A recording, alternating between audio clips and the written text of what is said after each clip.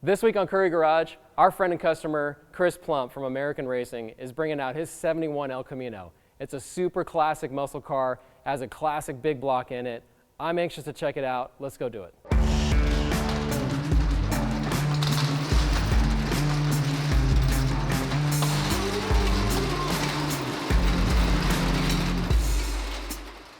Chris, John? How you doing, man? Good, how you doing? Thanks. I really appreciate you coming down, man. Yeah, I'm glad I'm here. Yeah? So what did you bring Currie Garage today? Well, this is my 1971 El Camino.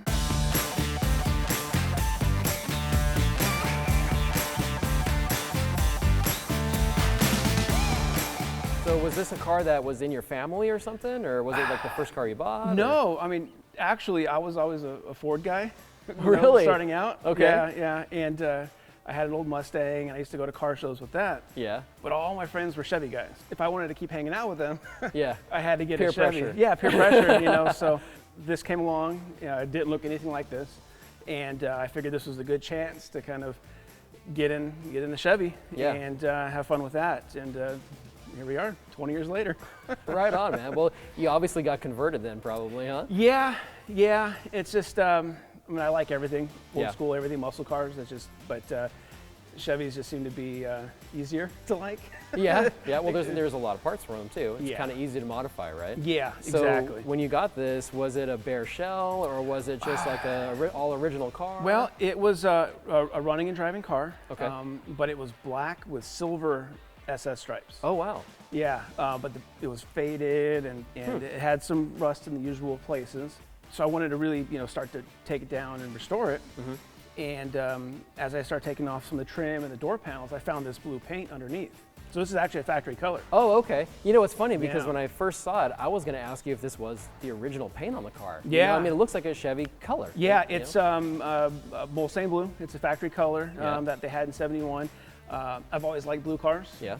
It's always been my preference. So instead of painting it black again, which is just kind of boring, I figured this is much more appropriate, and it pops in the sun. So this was the way to go. So. Okay. So you went all the way down. Oh, yeah, Fresh bare body metal. work, and then wow. Yeah, there was some rust, so bare metal, took it down.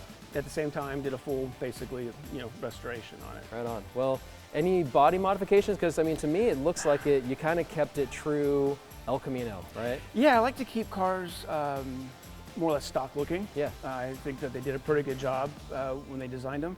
I keep all the trim, it's got all the trim, paint, so there's really no body mods at all. Factory cowl induction hood. All I did was just get the stance right and upgrade the engine a little bit.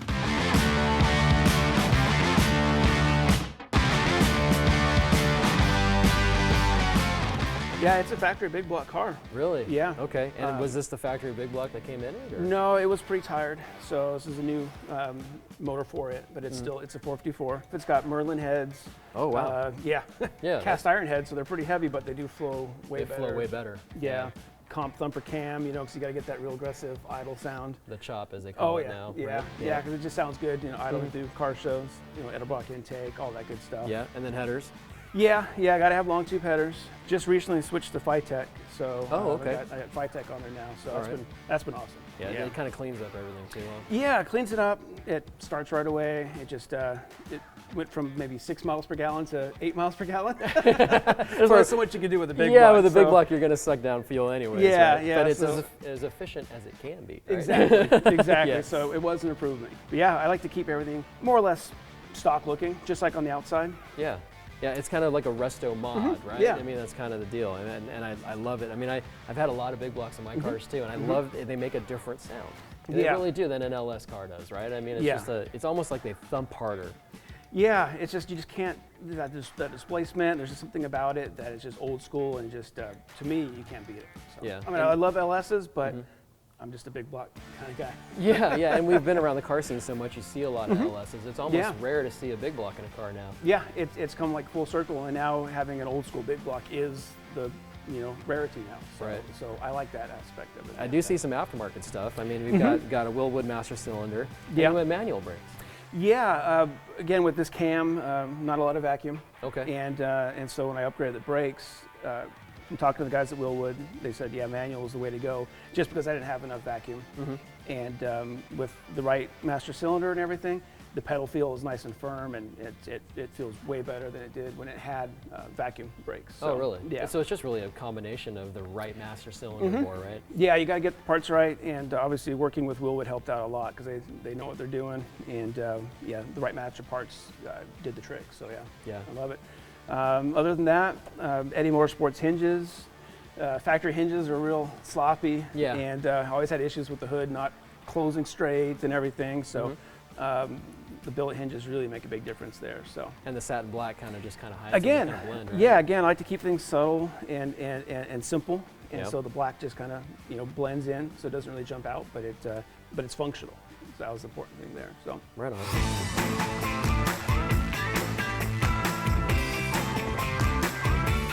Now I noticed something a little bit different on this than I would expect to see on American Racing wheel. There's bolts behind the wheel center. So this is a 3-piece wheel, isn't it? Yeah, this is a true forged 3-piece wheel. I did the hidden hardware just because, again, it's a little more subtle, classy, but it is a 3-piece. It's similar to a popular style that we have as a 2-piece. I kind of know a guy with what I do. You know a guy who knows a machine. Yeah. So I was able to get these kind of one-off built from these 3-piece. So. Okay. So for people who don't know, a 3-piece wheel actually bolts together, right? So you've got the 3 pieces are 2 rim shells in the center. Correct. Right? Yeah. And they're usually called off by the bolts that go around it, but you did the hidden hardware, is what you're Correct. saying. So they're kind of blind bolts. Yeah. So again, unless you really look closely, you really can't tell, but it has all the benefits of the 3-piece, where I can kind of mix and match inners and outers and get the fitment exactly right. Yeah. But again, with kind of that subtle hidden hardware aspect of it. Like a 3-piece wheel is more versatile almost in the way you can change offsets, right? Yeah, offsets and finishes. That's kind of the main benefit there. But the 2-piece version we make, we can build it for anything as well. Yeah. So really no issues Same there. strength really, but the 2-piece it's a welded wheel, right? So that weld you're locked into that width with that offset. Yeah, right? yeah. So we have no issues there, and we got guys racing on our 2-piece wheels and all that. So okay. And what's the model number on this design? This one here is we call it the VF 312. 312. Okay. Yeah, but really it's a 3-piece version of our VF 529. 529. Okay. Kind of ran out of clever names for everything just because we have so many new wheels every year. It's hard to name them. So you went with like a gray center? I've done polished wheels before. I've had different finishes, but again, the gray is classy, kind of timeless. Again, just kind of fits my theme of just kind of subtle, understated modifications. So, right. And you can't ever go wrong with that. Being in my work, what I do, I've seen all sorts of crazy colors, and I love it.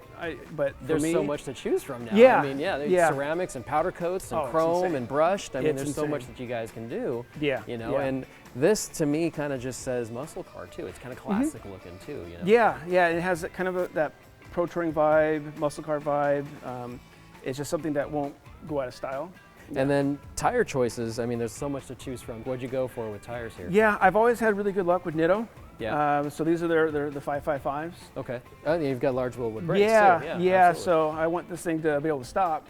It's got a lot of power, so I did the big Willwoods, and so I need that 18-inch wheel to clear. Now, obviously being a wheel guy and us being rear end guys, wheel offset kind of plays a big role in appearance, stance, and wheel and tire, which can make or break a car, right? Exactly. So I'm going to guess that's not the factory width rear end. Correct. Yeah. Yeah. I took the opportunity, was working on this to swap out the factory 12 bolt, did the Currie crate 9-inch, narrowed 1 inch on either side to get that extra lip. Yeah. Not really getting extra width because I didn't want to mini tub it and do all that, but I was able to get that extra lip or depth. That just makes it look so much. It's the quintessential hot rod look, right? You got to have that deep lip in the back, really. Yeah, Awesome. Exactly. Dude, is that an American Racing steering wheel? Yeah. That's probably the one bit of custom that I let myself do, and so nice billet, American Racing. Now that's a classic. I haven't seen one of those in 10 years. Yeah, this is kind of old school, but this is original from, the early 2000s. Really? Yeah. Everything looks original though, man. I mean, like, are the gauges original? Dash original? Yeah. Being an SS, it has original round gauges. Wow. I did change, the dash pad and recovered the seats and carpet, but other than that, it's still kind of original. Okay. I mean, you've got a stereo in it. I mean, you probably have a heater. Do you have AC? I didn't see a compressor. Funny story there. Yeah. Is this was a factory AC car. Oh. And the AC actually worked. Oh. but I've got this really bad habit of pulling AC out of cars for some reason. Because it robs horsepower? Or? I guess. I don't know why, looking back, but Yeah. I yanked all the AC out of this thing. So yeah, unfortunately now there's no AC. In hindsight, would you put it back in? Or? Oh yeah, yeah. And I think there's better aftermarket options now than that factory AC with that big compressor, big suitcase that kind of comes off the firewall. Yeah. So everything's under dash now. Yeah, so cleaned it up, but now everything's under dash. So that's going to be definitely something in the future, because in the summertime, this thing gets hot inside. Oh, really? Oh yeah. Yeah. Now, do El Caminos? Okay, yeah. So they actually have a headliner. Yeah, Yeah. yeah. It is kind of like a Chevelle, basically, from the doors forward. So it has a full interior, unlike C10s or trucks at the time. Yeah, were C10s real just- they're just empty utilitarian up and just metal. This has a full interior, still column shifted. That bench seat doesn't give much support, so I think the next thing is going to be switching to buckets, a console, and a console shifter.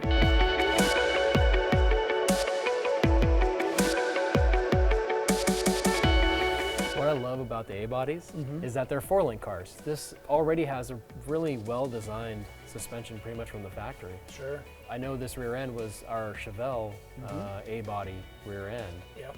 but we narrowed it like you were saying.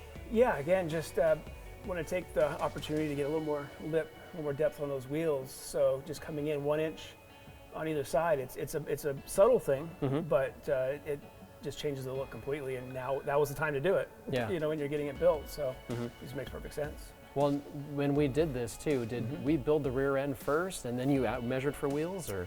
In this case, yes. Yeah, we did the rear end, narrowed it and everything, and then I got up under there and measured everything for the wheels. Yeah.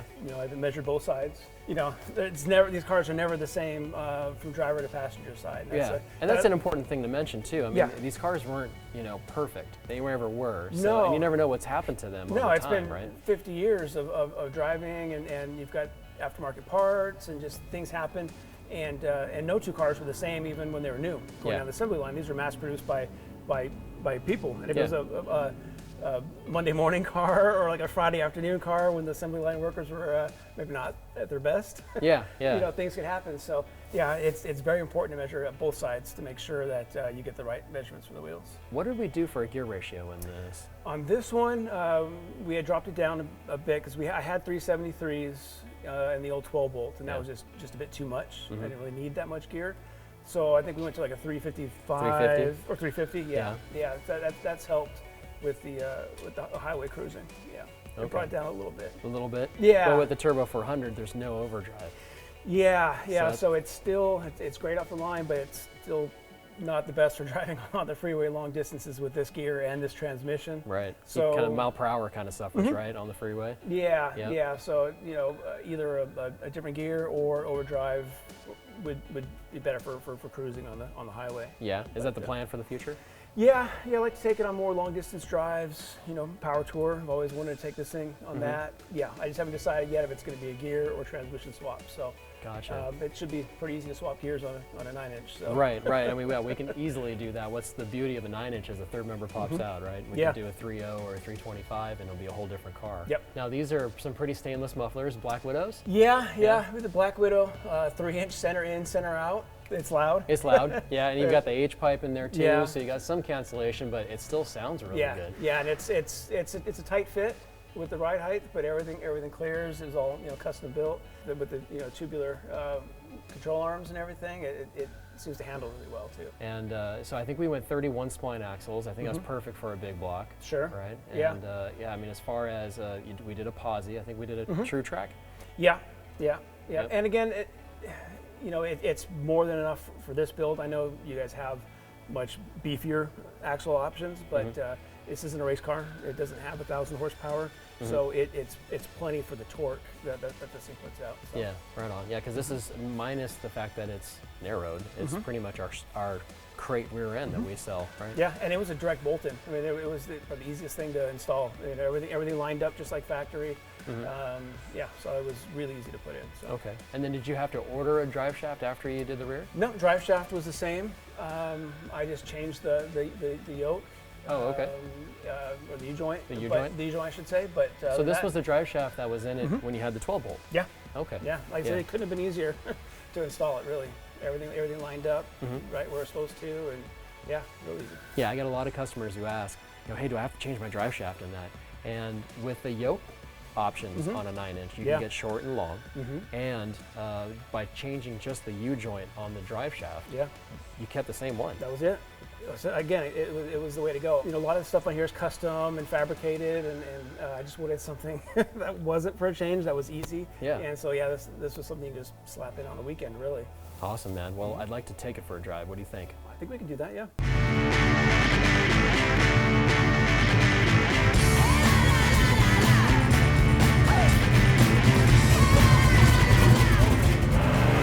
Woo!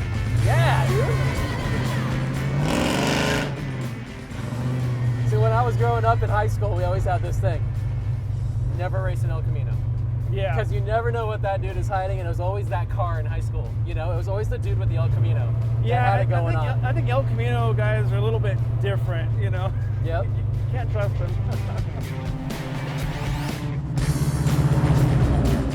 And it just wants to move around back there too. Yeah, really, huh? yeah. As soon as you give it some gas, that back end, even with that 295 tire, it's a lot of tire. Yeah. The torque this thing puts out, it's no match for it, Right. It's fun though. I mean, if you think about it, guys build cars for different reasons. And, I built my last car because I wanted to do burnouts in it, so I had to put a slick on it. Yeah. I didn't want as much traction as I could possibly get. I just wanted just enough. But I wanted to go out and have some fun. So getting loose is kind of okay sometimes, huh? Yeah, it's fun. It's just for the weekends and just for having a good time.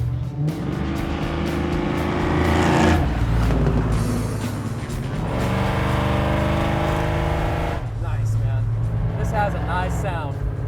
It definitely has a good sound to it, man. But you can see why I don't use the radio, because you won't be able to hear it, Yeah. So. Oh yeah, half the time you don't ever really can hear what's going on unless you turn it all the way up. Yeah. And I know a lot of guys too want to tune in on what's going on with their car. Yeah. You know what I mean? Like I want to hear what's happening right now.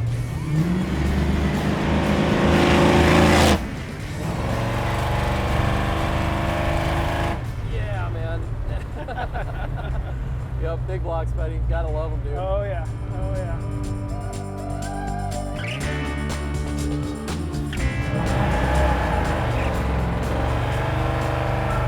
Woo! Spins are pretty easy. Pretty easy. I take, love that. Doesn't take much. No. So I mean, do you just cruise around and you're like, I think I have a good spot here, I'm gonna do a burnout? Yeah. You don't really need to really plan ahead, it just happens. Oh man.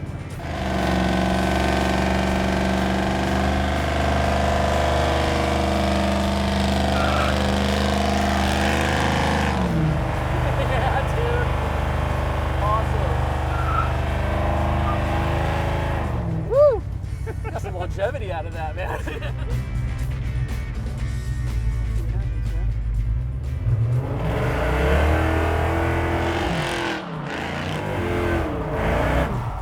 Yeah, buddy. Oh, it wants to stumble for some reason. Oh, really? Yeah. Oh, don't want to stay alive? Yeah. Huh. Yeah, the fight tech's not happy. You know what it is? It's losing gas back there. So I might have to just do a burnout. Is it an intake pump? Yeah. It's an intake pump? Yeah. Okay, gotcha.